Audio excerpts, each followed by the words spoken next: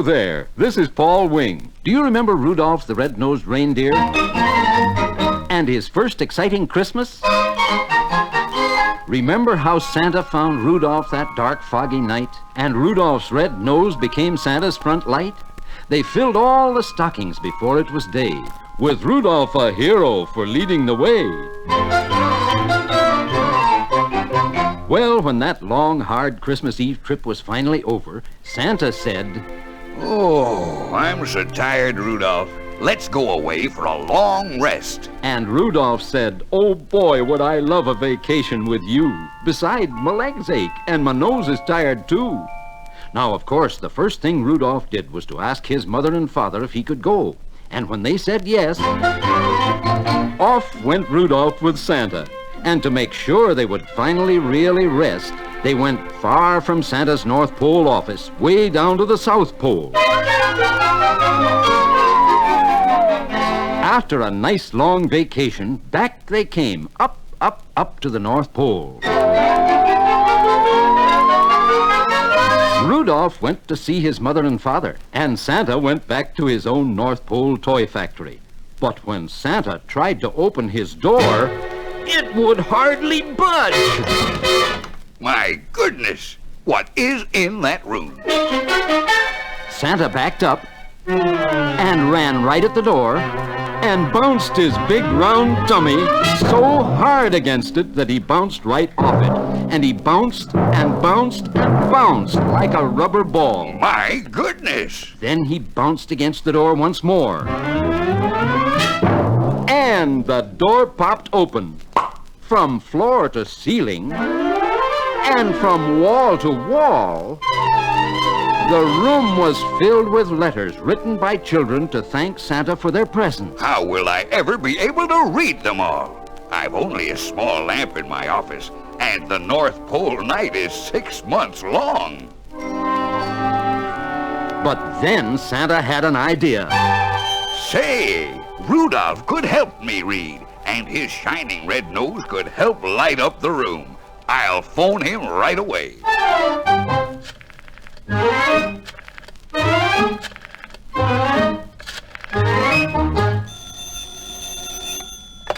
Hello, Rudolph? Santa told Rudolph what the trouble was. Rudolph came right away and started to help Santa read those piles and piles of letters. Then suddenly, there were tears in Rudolph's eyes, and one of them rolled down to his red nose. Hold on here, Rudolph. What's the matter? This letter's the saddest I ever have read. I'm crying so, Santa. You read it instead. Dear Santa, you didn't find us Christmas Eve because Daddy's circus moved to a different town every day. Our stockings were empty on Christmas morning, and we didn't get any presents at all. Please, Santa, try hard to find us next Christmas. Mama and Daddy say we've been very good and deserve some nice presents. With love, from Jimmy and Joan.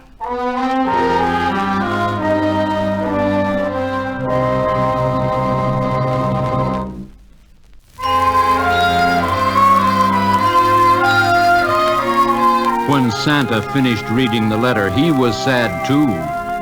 And Rudolph said, "Oh, Santa, I'm thinking of next Christmas when we don't want to miss those two children again. We'll have to find out where their circus will be.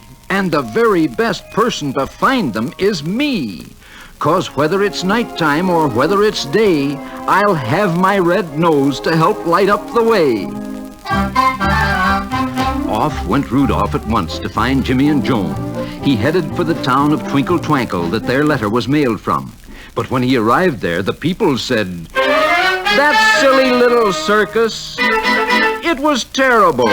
Nobody wanted to see it. It only stayed here one day. It left the town of Twinkle Twankle and went on to Twankle Twinkle." At Twankle Twinkle, the people said that the silly little circus had gone on to Twankle Twankle. And at Twankle Twankle, the people said it had gone on to Twankle Twankle. On and on went Rudolph until he came to the town of Double Double Twank Twank. And there he heard a very silly thing. A circus band. But oh, what a silly circus band. Instead of lots of lions and tigers that roared real loud like this, the silly circus had only one silly old toothless tiger that yawned like this. Instead of shooting a man from a cannon, they shot a tiny mouse from a pop gun. Rudolph wandered through the silly circus, shaking his red nose sadly. Then suddenly he saw two children. Joan, look! Isn't that Rudolph, the red-nosed reindeer? Oh, Jimmy, I'm sure it is Rudolph. And I think he's looking for us. Well, they were the little boy and girl who had written that sad letter, as you must have guessed. And they showed Rudolph the rest of the silly circus. It's no wonder nobody buys tickets. It's no wonder no town ever wants us to stay more than just one day. I can't tell you where we'll be next Christmas. Rudolph, if you and Santa don't find us next Christmas either, that'll be terrible. And Rudolph said, I don't know the answer. I almost could cry. I'll go and ask Santa. He's wiser than I. So Rudolph said goodbye and started back to the North Pole. That evening, when Rudolph stopped to rest in a dark forest, he heard some noises. That must be a rabbit, he thought. It's running so fast. That must be a turtle. It's clumping along so slowly. That must be a dog. That must be a cat. Canary want a cracker. That must be a parrot giving a cracker to a canary. And that must be the canary.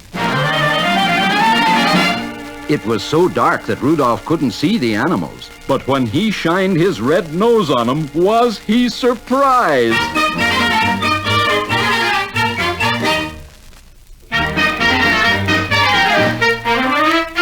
Yes, Rudolph certainly was surprised, for the animal that ran as fast as a rabbit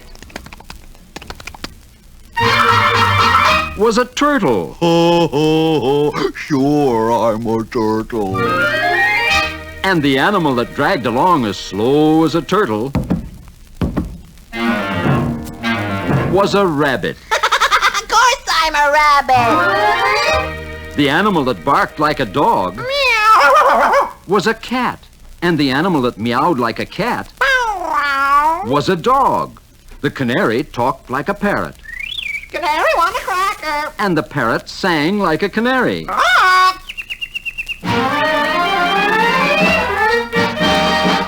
Rudolph looked at the other animals and said, You all look so sad, and you all sound so queer. Excuse me for staring, but why are you here?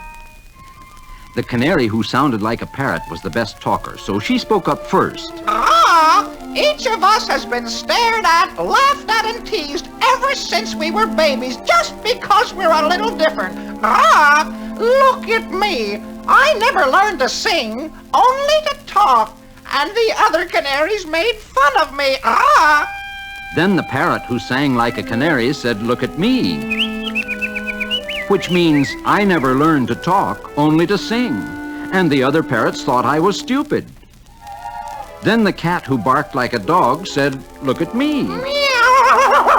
Which means because I barked like a dog, I frightened all the other cats, so I didn't have any friends. Then the dog, who meowed like a cat, said, Look at me. And that means all the other dogs barked at me and called me a sissy. The slow, slow rabbit said he could never keep up with his fast-moving friends. And the fast-running turtle tried hard to slow up, but he'd only trip and land on his back. And you know how much trouble it is for an upside-down turtle to get on his feet again. Sad and lonely, these little animals banded together in this forest. They were still a little sad and lonely, but at least they didn't laugh at each other. Then the canary, who talked like a parrot, said to Rudolph, As a matter of fact, you're a little different from other reindeer, too. Why don't you stay with us? After all, isn't your nose a little bit, a little bit, Rudolph smiled and said, "You can't hurt my feelings. My nose is a sight. But it sure helped old Santa that dark, foggy night. I know how it feels to be teased just like you. But I've an idea. I know what to do to make each of you just as happy as me. First of all, I'll tell Santa. Then, boy, wait and see." Can you guess what Rudolph's wonderful idea was?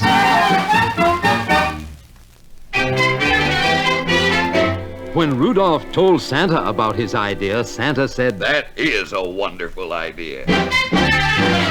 Then Rudolph told the funny little animals the idea, and the cat who barked like a dog said, which means that is a wonderful idea. Then Rudolph told Jimmy and Joan the idea, and they said, Rudolph, that is the most wonderful idea we've ever heard of.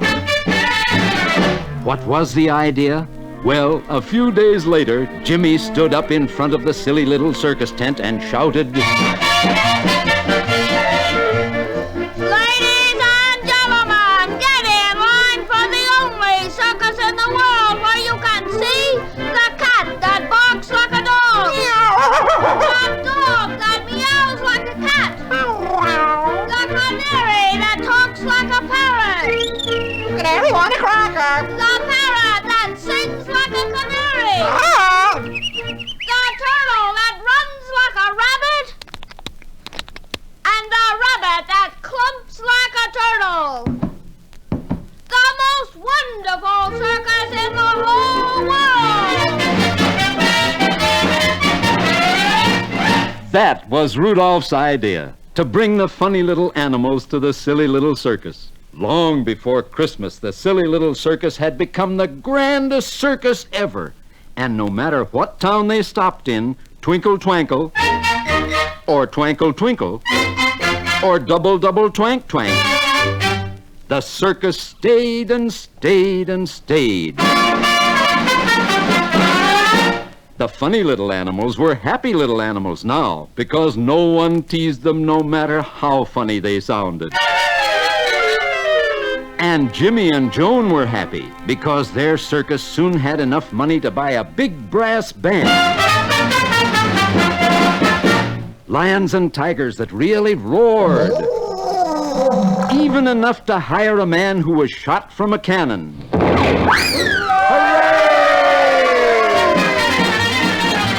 And Santa and Rudolph were happy too. And Rudolph said to Santa one day, "We won't miss those children this Christmas, I'll bet. Just listen to this from the Twinkle Gazette. That wonderful circus that once was the worst will stay in our town until April the 1st. We'll know where to go and we'll know where to stop and fill both their stockings clear up to the top." And that's exactly what happened. Jimmy and Joan wrote to Santa and told him what they wanted for Christmas. On Christmas Eve, Rudolph led all the reindeer to the very address on the envelope because he knew that Jimmy and Joan would still be there. Santa filled up their stockings and brought each of them an extra present because they didn't get any the year before. And when it was all over, Santa said, Rudolph, you've made as many people happy on this, your second Christmas with me, as you did on your first. Rudolph felt very proud, and he said, "I hope you'll invite me to help you each year. The happiest moment allowed any deer is riding with you, sir, and guiding your sleigh, the #1 job on the #1 day. And calling to all as we drive out of sight, Merry Christmas to all, and to all a good night."